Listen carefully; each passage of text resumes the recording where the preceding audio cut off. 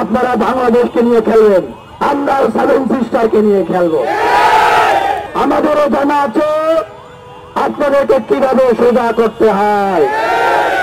আমাদের উপরে আক্রমণ করে আপনারা বাংলাদেশ দখল করে নেবেন, সার্জিক্যাল স্ট্রাইক চালাবেন। মমতা ব্যানার্জি কংগ্রেস নেত্রী তিনি শান্তি মিশন পাঠাইতে বলতেছেন, আমরা কি দেশে দেশে আঙ্গুল চুলব? আপনারা ভারতের দিকে এগিয়ে আসবেন, একটা গুলি ছুড়বেন, একটা ট্যাঙ্ক কামান নিয়ে ভিতরে ঢুকবেন, আপনাদের সেভেন সিস্টার ছিন্ন ভিন্ন হয়ে যাবে। আমরা সুস্পষ্টভাবে বলতে চাই, ভারত সরকারকে বাংলাদেশের মানুষের কাছে ক্ষমা চাইতে হবে।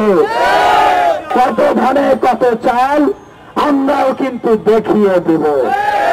আমরা সুস্পষ্টভাবে বলতে চাই, এই গণহত্যাকারীদেরকে যেই দেশ আশ্রয় দিয়েছে, এই যেই দেশ বাংলাদেশের আভ্যন্তরীণ বিষয় নিয়ে আদেশিত হস্তক্ষেপ করে, সেই দেশের সাথে কখনো বন্ধুত্বের সম্পর্ক হতে পারে না। সীমান্তে পাখির মতো গুলি করে মেরে তাদের সাথে বন্ধুত্বের সম্পর্ক না। ইসকনের এই উগ্র সন্ত্রাসীরা, জঙ্গিরা, আরএসএস এর এই উগ্র সন্ত্রাসীরা, জঙ্গিরা বাংলাদেশের সেই দূতাবাসে আক্রমণ করে তারা প্রমাণ করে দিল যে তারা একটি সভ্য জাতি কিনা। তারা বিশ্বের যে সভ্যতা, যে ভদ্রতা, সেটিকে তারা ধারণ করে কিনা। ভারতের মানুষের কাছে প্রশ্ন রাখছি, প্রত্যেকটি ভারতের মানুষের কাছে প্রশ্ন রাখছি, আজকে ভারতে যে ঘটনা হয়েছে, এটি কি আপনাদের সভ্যতা এবং ভদ্রতার পরিচয় প্রকাশ করে কি না? যদি আপনারা এটিকে সমর্থন করেন তাহলে ঠিক আছে, বাংলাদেশের মানুষও সমুচিত জবাব দেওয়ার জন্য প্রস্তুত আছে। আপনারা যদি এটিকে সমর্থন না করেন তবে ভারতের যে শান্তিকামী মানুষ, গণতান্ত্রিকামী মানুষ, রাজনৈতিক দল এবং বিভিন্ন সংগঠন, নাগরিক সমিতি, সাংবাদিক বন্ধু সকলের প্রতি আমরা আহ্বান জানাচ্ছি, আমরা আপনাদের পক্ষ থেকে এই বিজেপি, আরএসএস এবং এই ইসকনের উগ্রবাদী কর্মকাণ্ডের নিন্দা আমরা চাই। এবং আমরা দেখেছি এই মোদী সরকারের আগ্রাসী কার্যক্রম, এই কানাডার হরদীপ সিং নিজ্জারকে নিয়ে কানাডার প্রধানমন্ত্রী জাস্টিন ট্রুডো কিন্তু বলেছিল, এটি কে করেছে? কে করেছে? মোদী সরকারের এজেন্ডা করেছে। সুতরাং শুধু বাংলাদেশ নয়, তাদের যে আগ্রাসী মনোভাব, বিশ্বের বিভিন্ন দেশকে অসম্মান করে তাদের জাতীয় নিরাপত্তাকে ভঙ্গ করে তারা বিভিন্ন জায়গায় কমান্ড অপারেশন চালায়। আজকে সাংবাদিকদের সামনে একটা জিনিস প্রকাশ্যে উন্মোচন করছি, যে ইতিহাসগুলো বলা হয় না। এই ভারতের এজেন্ডা, ভারতের তৈরি মুক্তিযোদ্ধা মঞ্চ আমাদেরকে হত্যা করার জন্য ডাকসুতে হামলা চালিয়েছিল। বিভিন্ন সময় আমাদেরকে মেরে ফেলার জন্য, হত্যা করার জন্য তারা বিভিন্ন ভাবে আমাদের উপর আক্রমণ করেছে, হামলা করেছে। এখন গণ-অভ্যুত্থান পরবর্তী বাংলাদেশেও তারা তাদের সেই ধরনের কার্যক্রম পরিচালনা করতে চায়।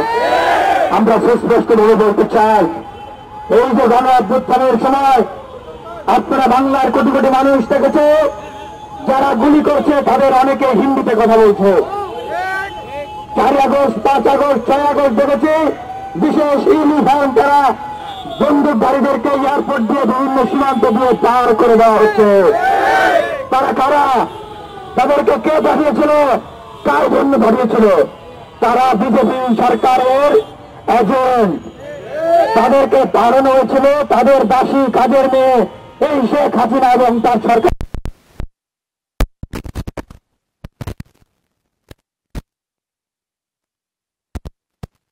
প্রকাশ করা বা নিন্দা জানানো, অথবা তাদের পক্ষ থেকে সুষ্ঠু তদন্তের দাবি করা উচিত ছিল।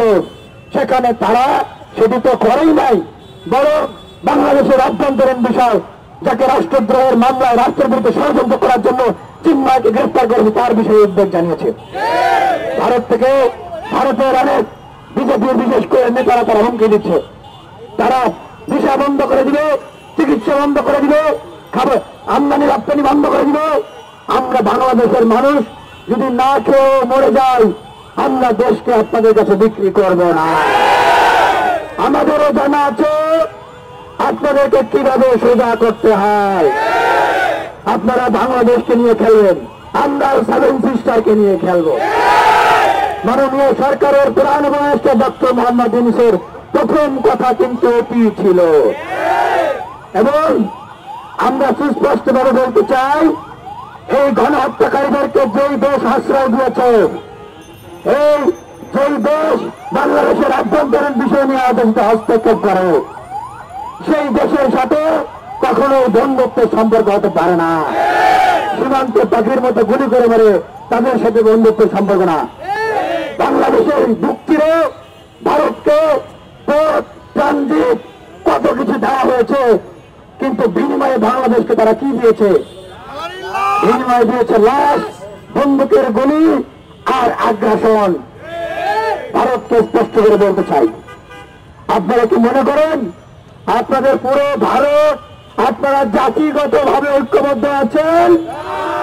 আপনাদের বিভিন্ন অঙ্গরাজ্য খোঁজ খবর নেন, আপনাদের দিনের পর দিন নির্যাতন, নিষ্পেষণ, বঞ্চনার কারণে তারা এখন স্বাধীনতাকামী আন্দোলন গড়ে তুলছে। সুতরাং সাবধান, বাংলাদেশে আমাদের হিন্দু, মুসলমান, বৌদ্ধ, খ্রিস্টান, দল মত নির্বিশেষে আমরা সবাই কিন্তু ঐক্যবদ্ধ আছি। সুতরাং আমাদের উপরে আক্রমণ করে আপনারা বাংলাদেশ দখল করে নেবেন, সার্জিক্যাল স্ট্রাইক চালাবেন। মমতা ব্যানার্জি কংগ্রেস নেত্রী তিনি শান্তি মিশন পাঠাইতে বলতেছেন, আমরা কি দেশে দেশে আঙ্গুল চুষব?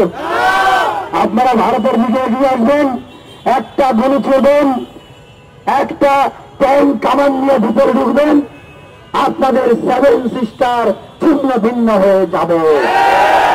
আমরা সুস্পষ্টভাবে বলতে চাই, ভারত সরকারকে বাংলাদেশের মানুষের কাছে ক্ষমা চাইতে হবে, এবং এই যে ভিয়েনা কনভেনশন তারা ভঙ্গ করেছে, যতগুলো রাষ্ট্র জাতিসংঘ এই ভিয়েনা কনভেনশনে স্বাক্ষর করেছে, ভারতকে প্রত্যেকটি রাষ্ট্র এবং জাতিসংঘের কাছে ক্ষমা চাইতে হবে।